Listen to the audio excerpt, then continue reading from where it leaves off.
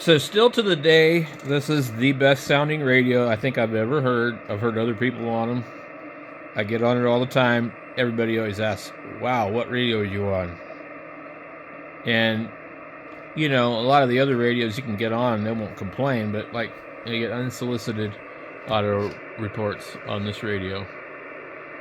And it's not got the best display in the world. It's not got the best receiver in the world. You know, it's, it's not super complicated. I mean, the menus are pretty, you know, simple on it. I mean, you end up with like whatever's here. And you exit that, or you can, you know, put the scope back on. It's not even like the Pro 2. I mean, you can't exit other, or you can't, you know, get other functions. But it has an analog meter, and that's really nice. And this is really one of my favorite radios. I mean, like, I don't have any radios that I can test that sound as good as this radio. It's just something about it. I have compression off. I have the bandwidth set to wide. And I believe that at wide it's about 3.0, maybe 2.9. You can use the processor on this radio and it will sound okay. But, you know, the menu here is, you know, real simple.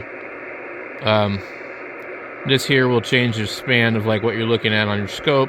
So if you want to look at, you know, signals down the band, and you need to attenuate it. Otherwise, what ends up happening is like, see, I'm 30 dB attenuated on my scope, and normally, like, you'll be seeing some crap like this because I have almost an S9 noise floor right now.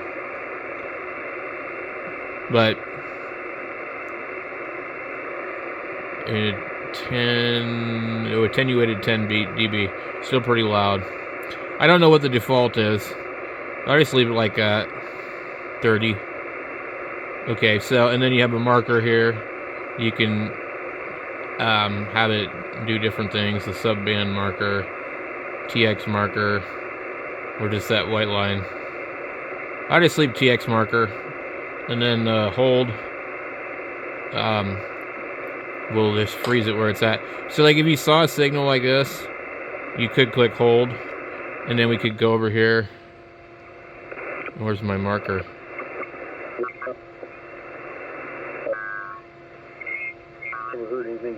And we can tell that that's probably a signal there.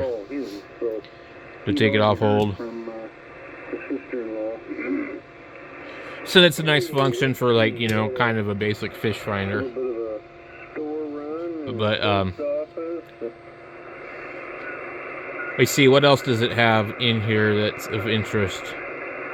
You have all the buttons here that normally, I think they're different on the Pro 2 and Pro 3. I think they're like lit up and they're actually rubber. They're kind of hard plastic on this one.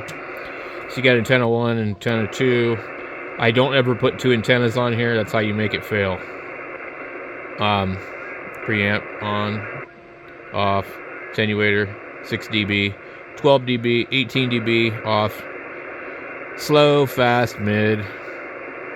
I am compression off, on, and then when you like long press it, you can go mid, narrow, wide, and it does have an effect even with the compressor off. You hold the filter button here, you change your filters, 1.8, 3.0. You can hold it down, it pulls up all that. There's other things that you can do.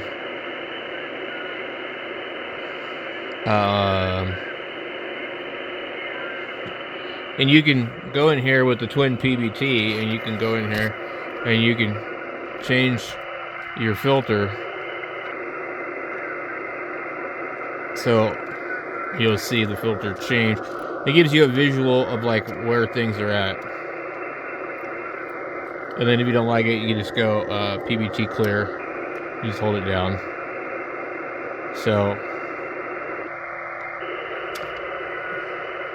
I mean, I don't think you can go any further than that.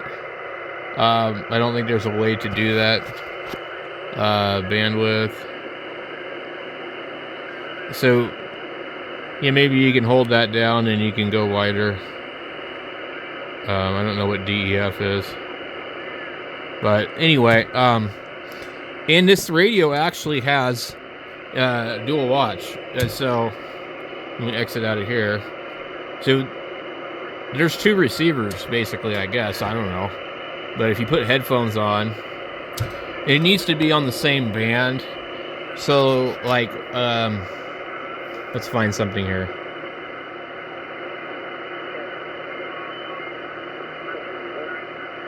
I guess he's tied up. Okay, so we know these guys are talking here. This is Ken. Let me enable dual watch. It's just me that. Get on here. Okay, and then sub. Okay, we're on the sub band. Let's go here.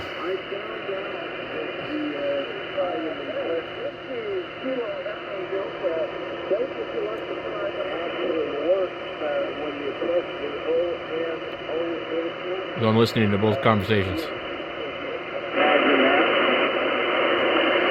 Now, I'm all the way on that one.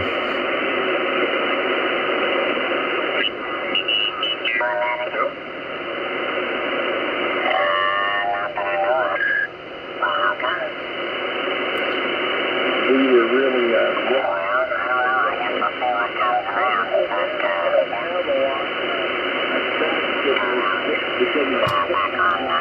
So you can balance it and listen to both things at once.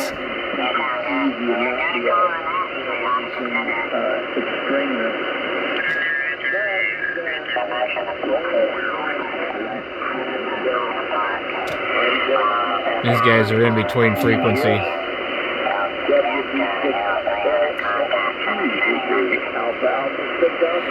So that's one thing it'll do. We'll turn the dual watch off. So that's just the dual watch. But I mean, you know, that's pretty cool. You can actually listen to two frequencies at once. I don't know, a lot of new radios don't do that, I don't think. And the tuner on this thing is really wide range. I mean, like, it will literally tune almost up anything. The noise reduction isn't very good on it. The noise blanker sucks.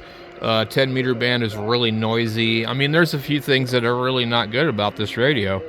But it sounds really good on transmit, and, you know, when there's not a lot of noise, the receiver is nice and mellow and fun to listen to, especially with an external speaker. So this is why I think this is like a classic radio. Like, these are, like, everybody should own one of these at one point in time, because they're awesome. I mean, it's kind of like, you know, the 101 series. You know, I think everybody should try one at least once. Well, I don't know. Maybe the millennials shouldn't buy one of these because, like, literally, they might get upset when the thing blows up, and then they'll have to, you know, talk about how terrible it is because they don't know what they're doing. And these radios aren't forgiving if you tune them up wrong. But hundreds of thousands of CB radio guys were able to use them without blowing them up, so, you know, a millennial might have a chance. The CB guys blew them up too. But, you know, I just like to give the millennial guys a hard time. You know, they're not all that way. Some of them are really cool guys. But unfortunately, there's a lot of snowflakes that have really, really, you know, they've made a bad name for the rest of the generation. And I guess when I was a kid, they said the same thing about my generation. So then, you know, it is what it is. So anyway, get out there and go buy some used radios. Play around with them. And maybe buy yourself a wobbly knob 710. I don't know.